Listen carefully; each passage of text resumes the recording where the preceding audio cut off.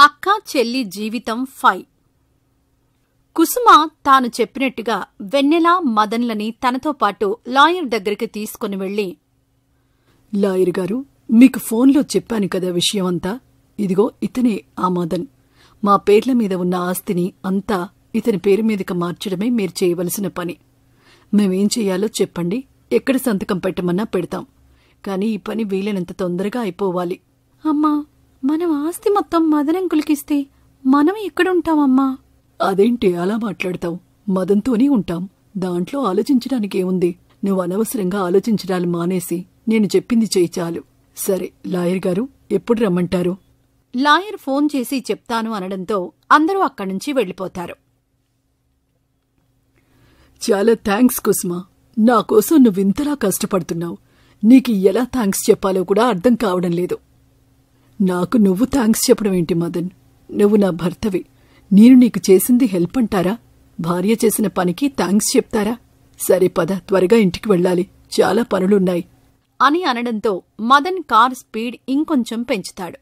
రోడ్డుపై కుసుమ, మదన్ వెన్నెలతో కలిసి కారులో వెళ్తుండడం చూస్తాడు సంతోష్. మదన్ నుంచి అత్తయ్యని ఎలా విడదీయాలో అర్థం కావడం లేదు. ఆ రోజు కాఫీ షాప్లో మదన్ అసలు రూపం బయటపడకపోయి ఉంటే నేను కూడా మదన్ అత్తయ్యని మోసం చేస్తున్నాడని నమ్మేవాణ్ణి కాదు. ఇంతకీ మదన్ మోసం చేయాలనే ఆలోచనలోనే ఉన్నాడా? ఈ ఆస్తిపాస్తులనే అనుభవిస్తూ ఇక్కడే ఉండాలని నిర్ణయించుకున్నాడా? ముందు ఈ విషయం తెలుసుకోవాలి. ముందు అవని దగ్గరికి వెళ్లి కొన్ని విషయాలు క్లారిటీ తీసుకోవాలి అని అనుకుని నేరుగా అవని దగ్గరికి వెళ్తాడు సంతోష్. బావా, వచ్చావా? ఇంతసేపు వెళ్ళావెందుకు? అవని, ఇదిగో నీకు కావలసిన మెడిసిన్ తీసుకొచ్చాను, ముందు ఇవి వేసుకో అని అనగానే అవని సంతోష్ తెచ్చిన మెడిసిన్ వేసుకుంటుంది. ఏంటి బావా, ఏదో అడుగుతాను అన్నావు, ఏంటి? అమ్మ గురించి ఏమైనా తెలిసిందా? అవని, నాకొక విషయం చెప్పు. మనం కాఫీ షాప్లో మదన్ మాటలు వినడం తప్ప మదన్ మోసగాడు అని చెప్పడానికి ఇంకొక ఆధారం ఏమైనా ఉందా? అలా అంటావేంటి బావా? ఆధారం లేకపోవడమేంటి? వాడు రాసుకున్న డైరీ కూడా ఉంది కదా.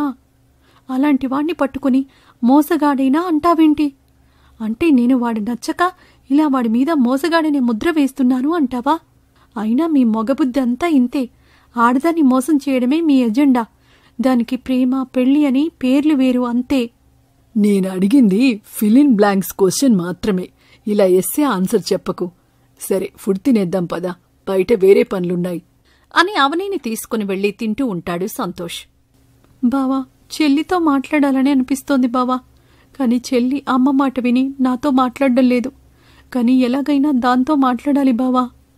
ఆ ఏర్పాట్లన్నీ నేను చూసుకుంటాను. ముందు తిను, తర్వాత చూసుకుందాం. అమ్మతో చెల్లితో మాట్లాడకుండా ఎలా ఉండగలను, ఎలా తినగలను చెప్పు బావా. సరే సరే, నేను ఏర్పాటు చేస్తాను అని చెప్తున్నాను కదా. ఇప్పుడైతే తిను. ఇక నుంచి ఆ పని మీదే ఉంటానని చెప్తున్నాను కదా అని చెప్పడంతో అవని కాస్త కుదుట పడుతుంది. తిన్న తర్వాత అవని, సంతోష్ కలిసి బయటికి వెళ్తారు. ఎక్కడ్నుంచి ఎలా మొదలుపెట్టాలో అర్థం కావడం లేదా అవని? ముందు చెల్లితో మాట్లాడాలి బావా, దాని గురించి ఆలోచించు. అవును బావా, పద పద, వెన్నెల స్కూల్ దగ్గరికి వెళ్దాం. అక్కడ వెన్నెల కలుస్తుంది కదా. సరే, అలాగే చేద్దాం పద అని ఇద్దరూ కలిసి వెన్నెల స్కూల్ దగ్గరికి వెళ్తారు. కాసేపటికి వెన్నెల అక్కడికొస్తుంది.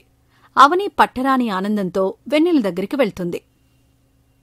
వెన్నెల, ఎలా ఉన్నావే? ఇంట్లో అంతా బానే ఉందా?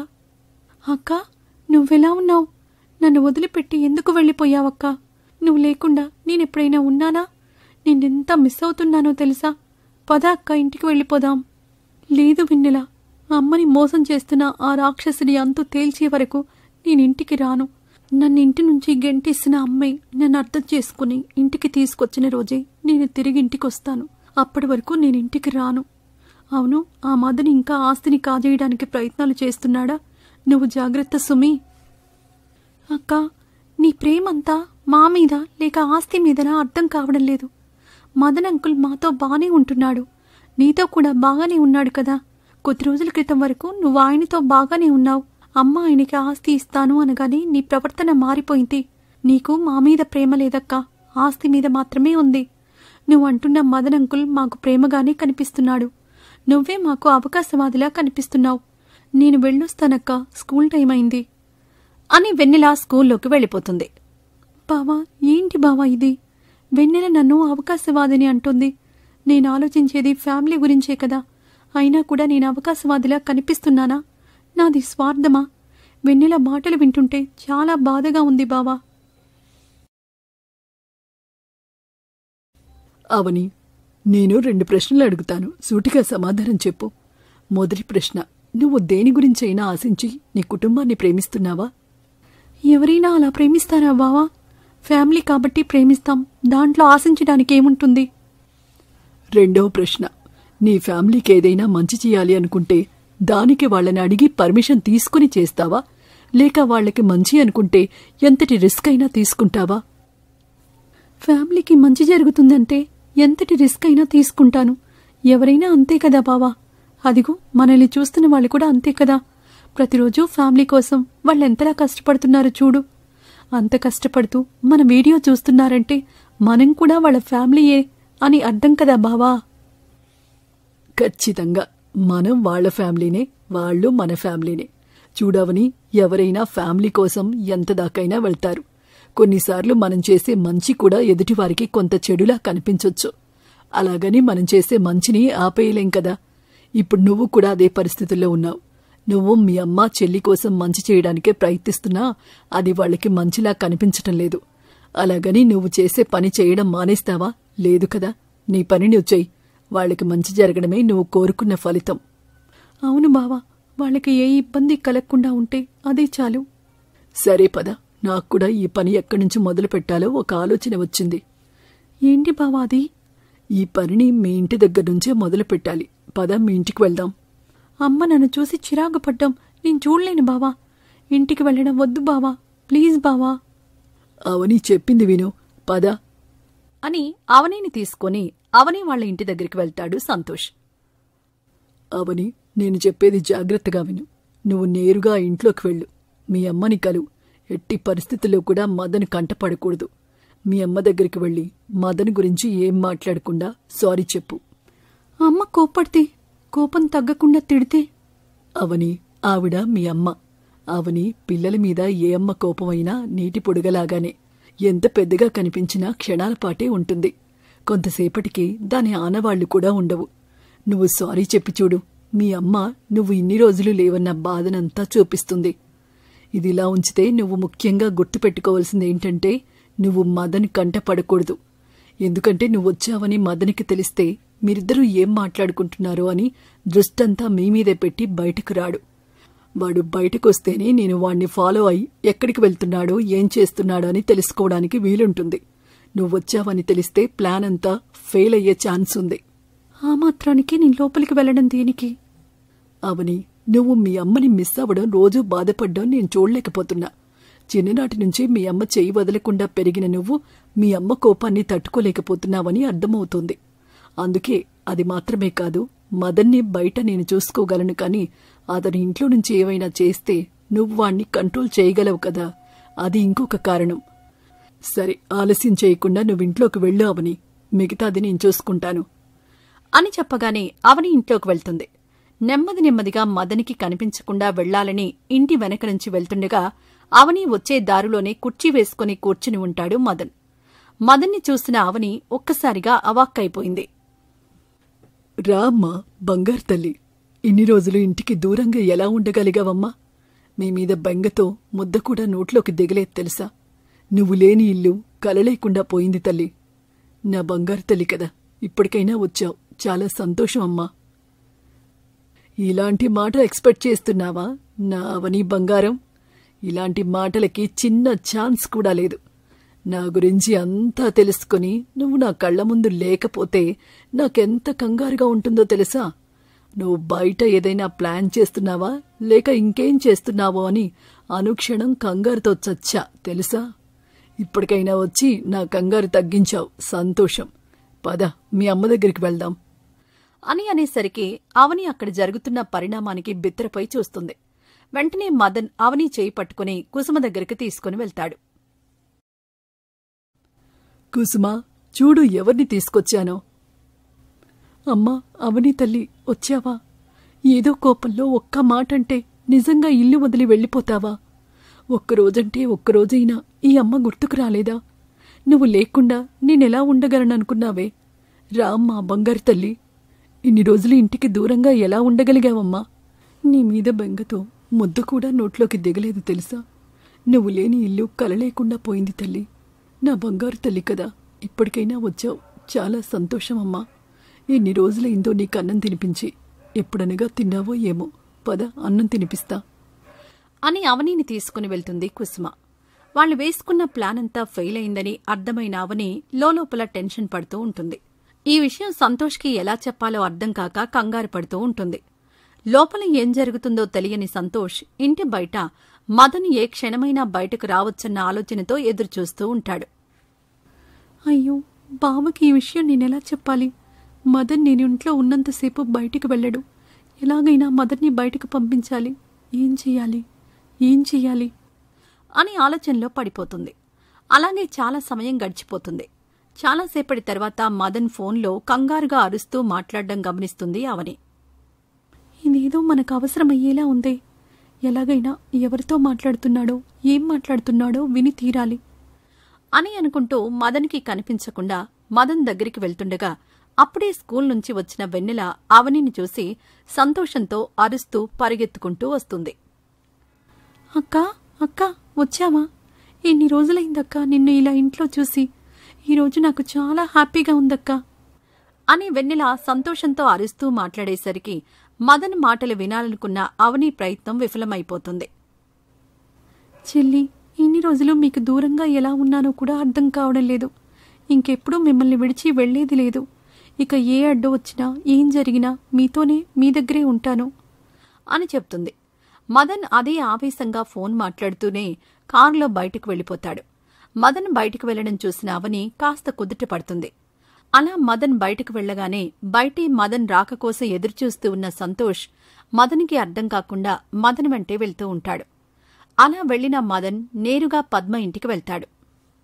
ఎందుకే ఇప్పుడే ఇంత టెన్షన్ పెడుతున్నావు? నేను చెప్పాను కదా, ఆస్తి నా చేతికి రాగానే నేను నీ దగ్గరికే వస్తాను.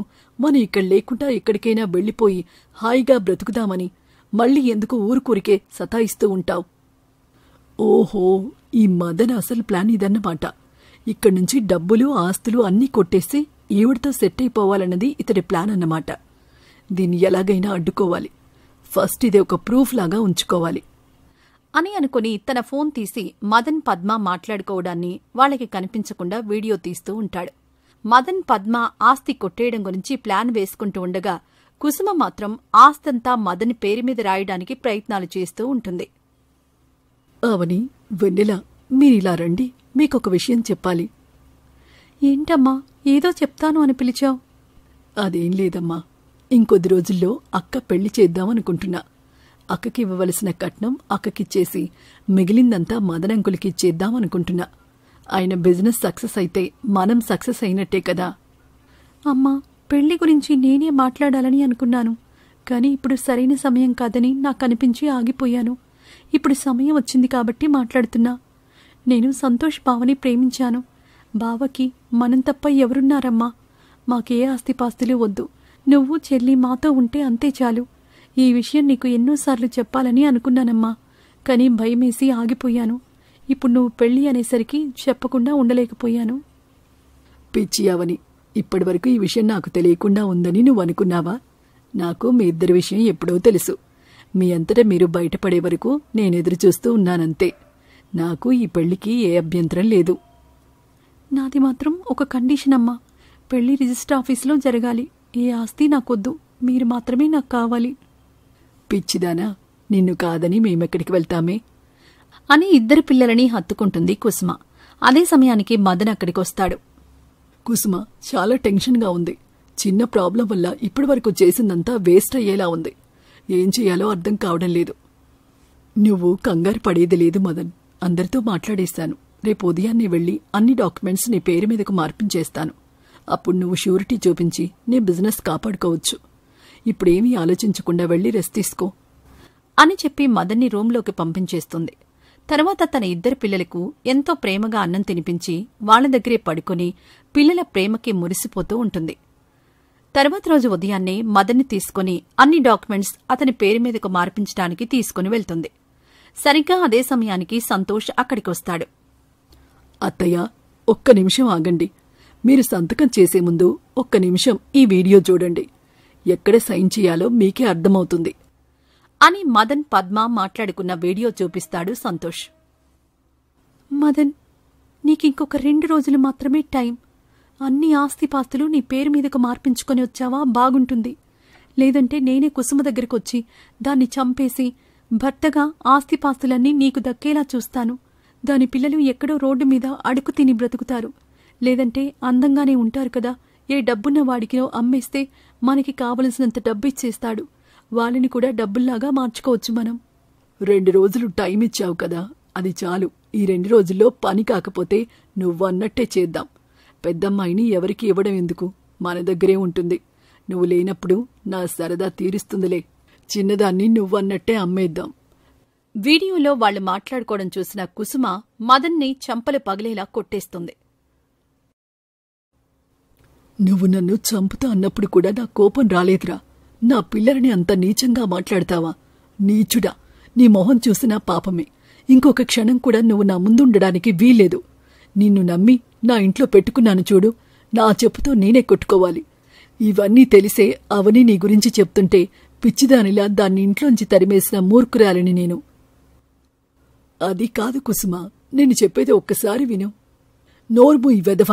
ఏంట్రా నువ్వు చెప్పేది నేను వినేది? కళ్ల ముందు నిజం కనిపిస్తుంటే నీ మీద ఏదో ఒక మూల జాలి ఉంది కాబట్టే నీ మీద ఏ కేసు పెట్టకుండా వదిలేస్తున్నా.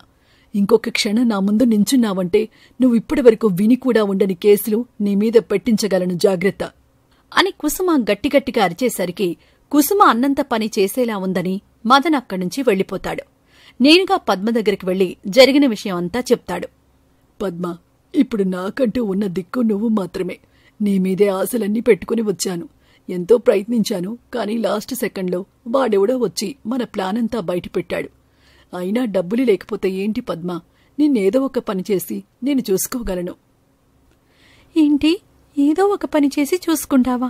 అలా బ్రతకాలని అనుకుంటే ఇంత ప్లాన్ ఎందుకు చేసేదాన్ని? నువ్వేమీ చేయలేవని నాకెప్పుడో అర్థమైంది. అందుకే నా ప్లాన్లో నేనున్నాను. ఆ ప్లాన్ పేరు రమేష్. అదిగో అక్కడ దూరంగా కారు పక్కన నించొని ఫోన్ మాట్లాడుతున్నాడు చూసావా? వాడు కోట్లకి పడగెత్తి ఉన్నాడు. వాణ్ణి ట్రాక్లో పెట్టాను.